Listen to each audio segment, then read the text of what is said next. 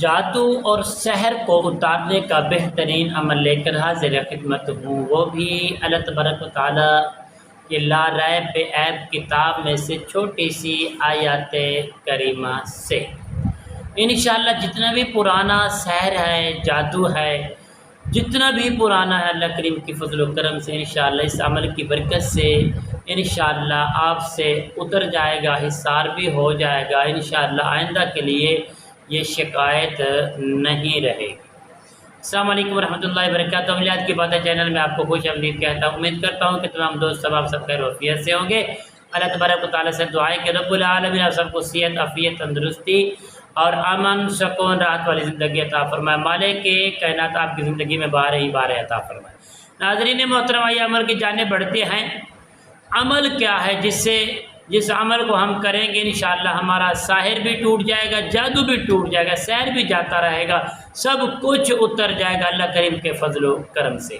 پیارے دوستو، جو بھی سحر اور جادو کا مریض ہے، پرانے سے پرانا مریض بن چکا ہے، ذہنی نفسیاتی مریض بن چکا ہے، تو آپ اس کو سامنے بٹھا کر ایک لیمو لینا ہے، لیمو کے 4 ٹکڑے کرنے ہیں۔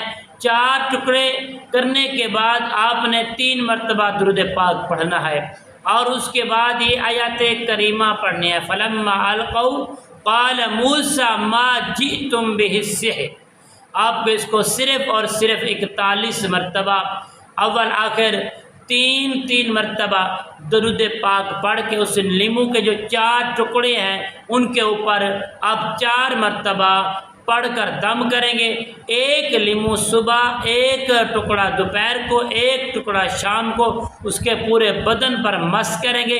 مس کرنے کے بعد اس کو ویران جگہ پر جا کے آپ اس کو جلا دیں گے۔